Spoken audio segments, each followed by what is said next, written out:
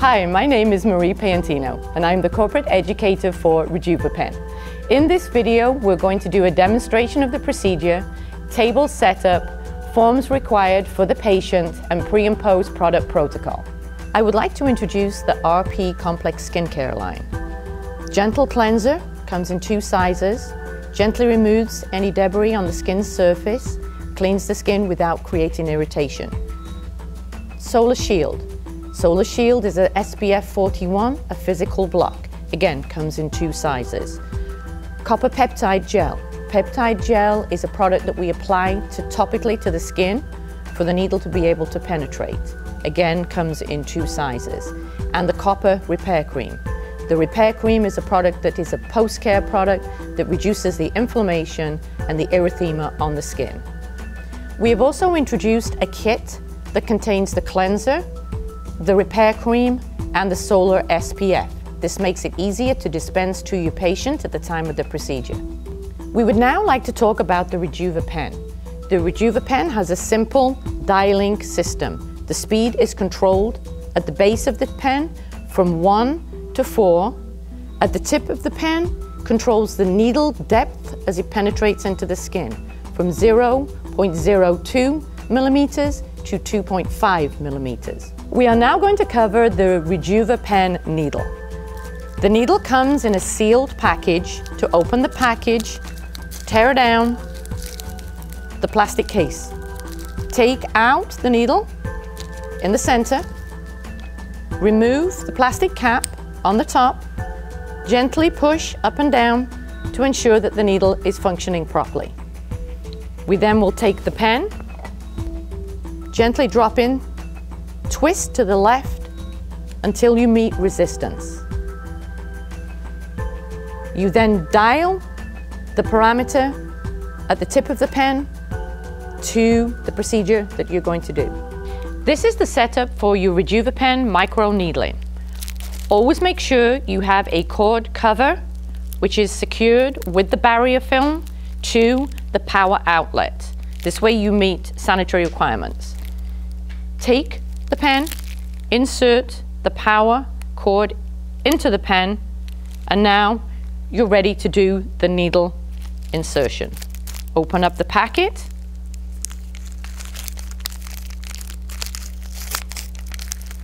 Take the needle out.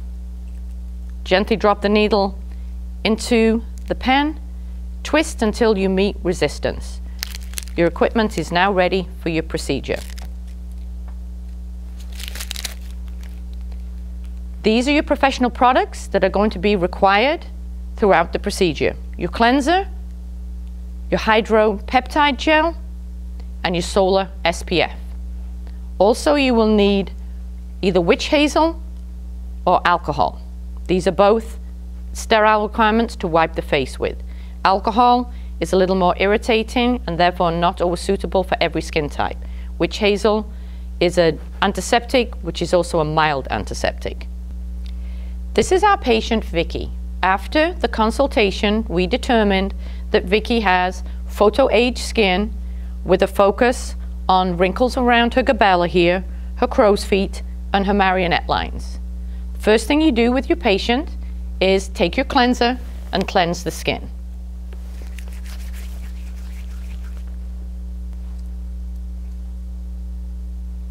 After cleansing the skin, you will now apply the numbing cream. The numbing cream that we use is a whipped cream base. That way, it doesn't form a film on the surface, which some products, such as an Emla cream, may do. That's a petroleum base. The whole idea is to numb the skin, but leave the skin free to absorb the product during the procedure.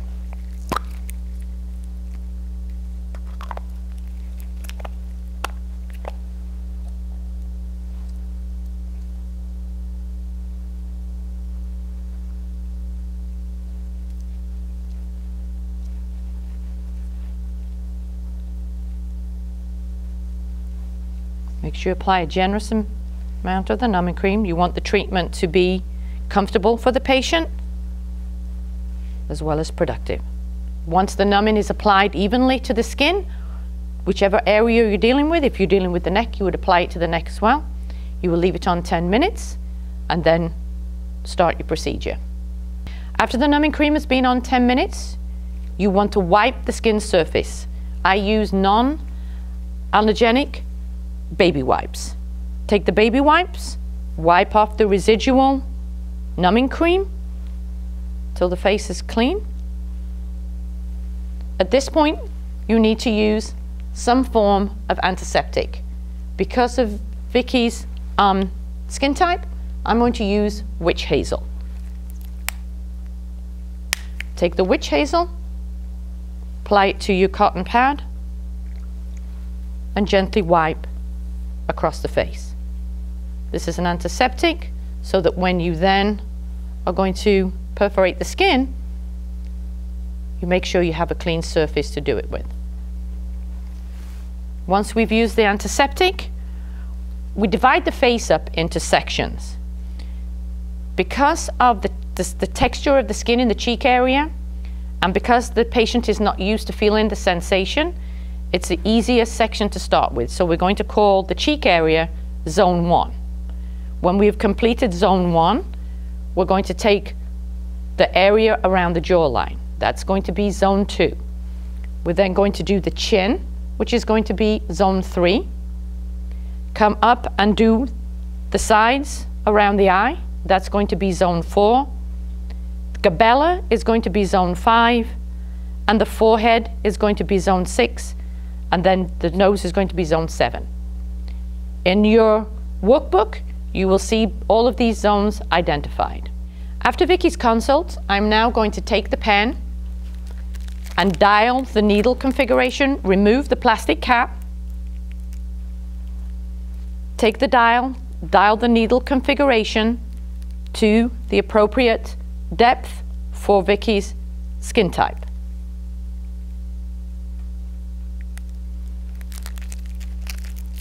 Take your barrier film, put the barrier film around the pen,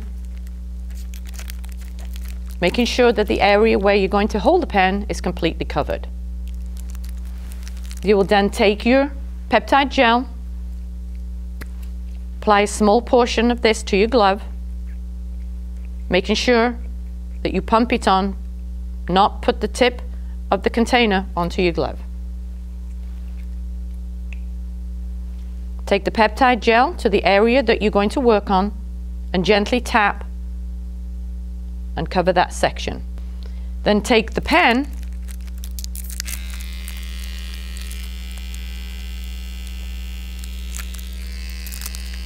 dial the speed specific for the patient, hold the skin taut, do gentle, slow, circular motions, checking with the patient on the comfort zone.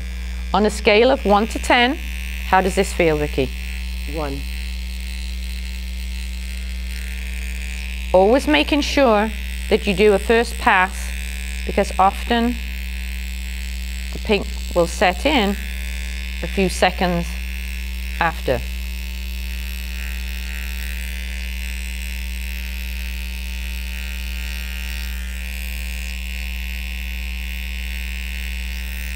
Making sure you do cross sections, so you do a nice even pass over the entire area.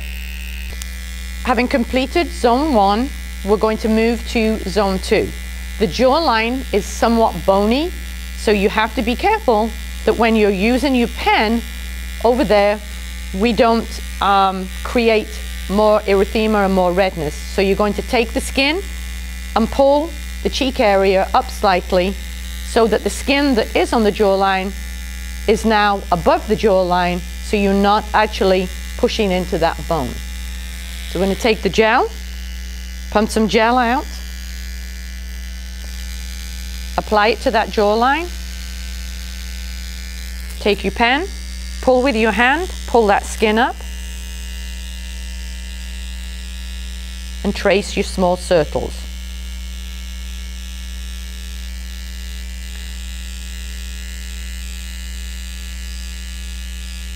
Two or three passes, then you take the pen and you will stroke down all the time, keeping that skin taut.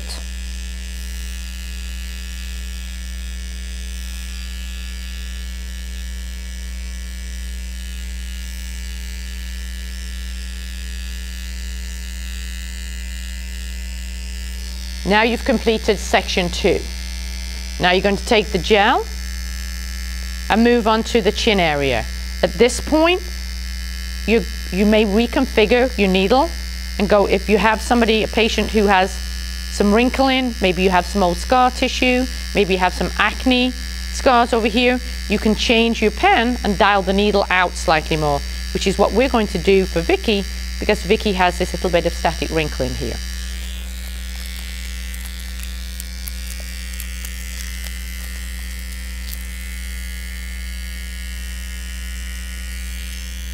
Take the gel, apply the gel to the area.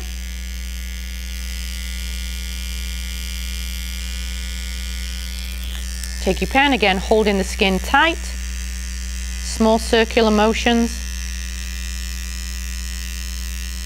Oftentimes the patient will want to help you and try and pull their lip up tight.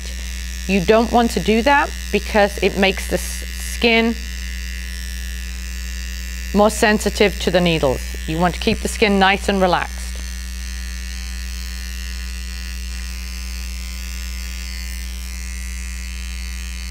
Never go over the vermilion borderline. Always make sure that you check on your patient history if they have incidents with cold sores. If they have outbreaks of cold sores, then it's always a good precaution to have them take some kind of medication 3 days before and 3 days after.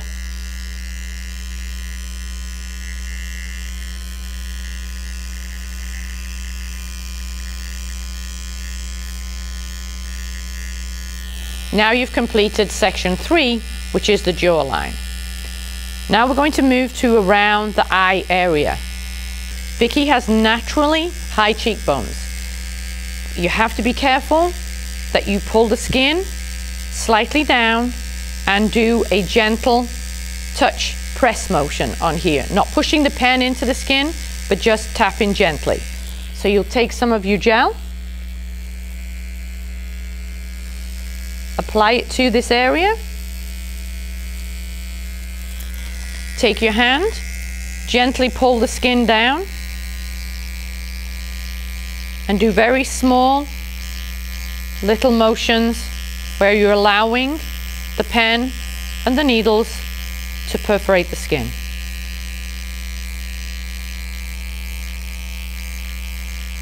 Keep it close together, don't make it too far apart, and do 2 or 3 passes. Check that you're not getting too much redness, and complete it till you get a nice even pink look to the skin. The eye area around here with the crow's feet is more like the skin texture. So again, you're going to apply a little bit of the gel, put it around the crow's feet area, stretch the skin tautly, and here you can do small, again, circular motions out towards the hairline. When you've completed the first pass, then you take the pen and do a cross section, bringing the pen, slow little circles up to the top. If you have something like Vicky has here, which we would call a static wrinkle, and you want to go a little bit deeper here, you'll take the skin and you'll just spot around that area.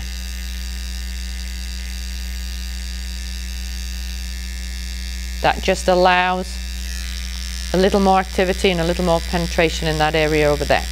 That's completed around your crow's feet area. And now we're going to move to the glabella area, which is zone 5. Vicky has a little bit of static wrinkling here, so we probably want to dial the pen out a little bit more just for this area right here. Then we're going to take the gel, apply the gel to that area. Keep the skin taut, you're stretching out that skin and working in small motions. When you stretch the skin and pull slightly up. small circular motions.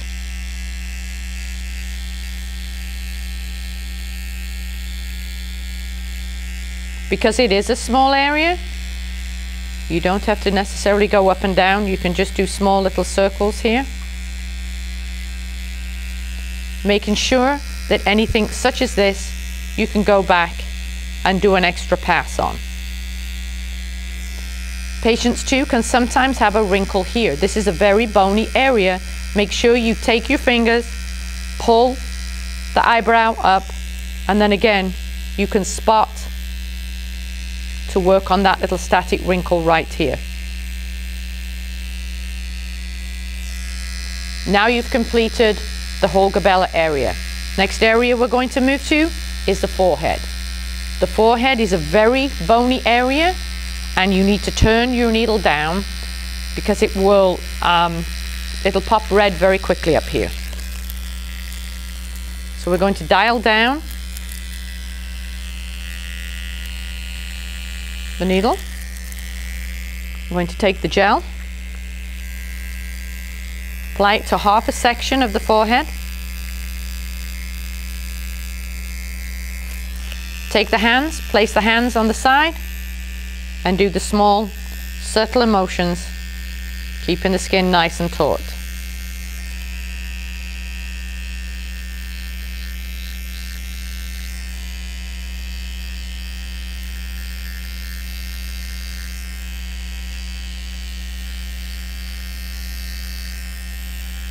Move the fingers up the forehead to keep the skin taut at all times.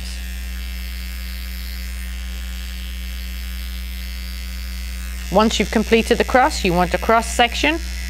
Hold the hands, keep the skin taut, and do a section up.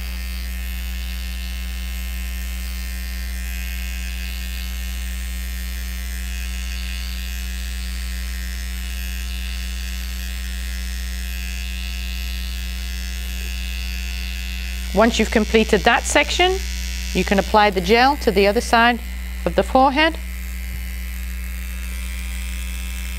Pat on gently. Take the fingers, keep the skin taut. Do the small areas. If there's any raised moles, skin tags, anything at all that you're not sure of, just avoid it. Go around it. Once you've completed that section of the forehead,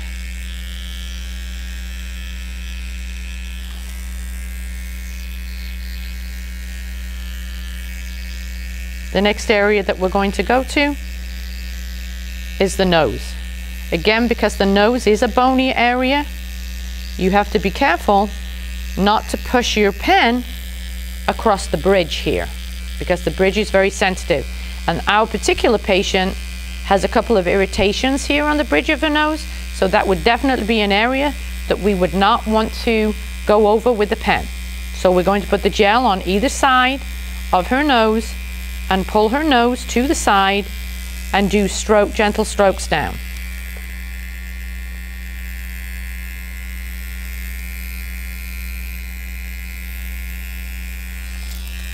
Take the nose, put your finger, slightly pull to the side, take this finger, pull the skin taut, and do little strokes down the side of the nose.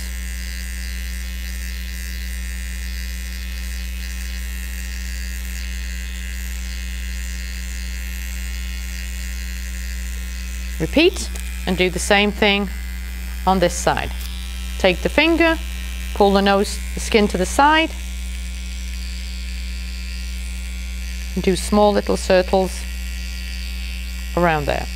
And take the small circles and go down. Now you've completed that nose area. Once you've completed the face, you should see a nice, gentle, rosy glow. On completion of your treatment, what you're looking for is even distribution of the erythema setting into the skin. On areas where you have focused on maybe static wrinkling or a little more severe problems, you may see a little bit of pinpoint bleeding, and those areas may be slightly redder and even possibility of a tiny bit of edema. What we want to do now is put on the complex repair cream. This is going to heal and soothe the skin.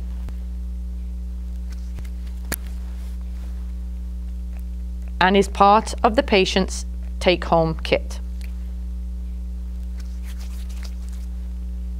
Gently smooth it into the skin.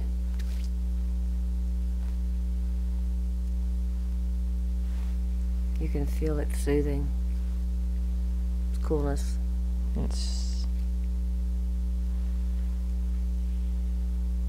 Once we've done that, we're going to finish with the sunscreen. This is a physical sunscreen, which is preferable because when we've done a treatment like this, we don't want any irritation onto the skin.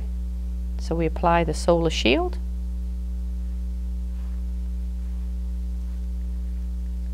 And gently cover the area then that we've treated.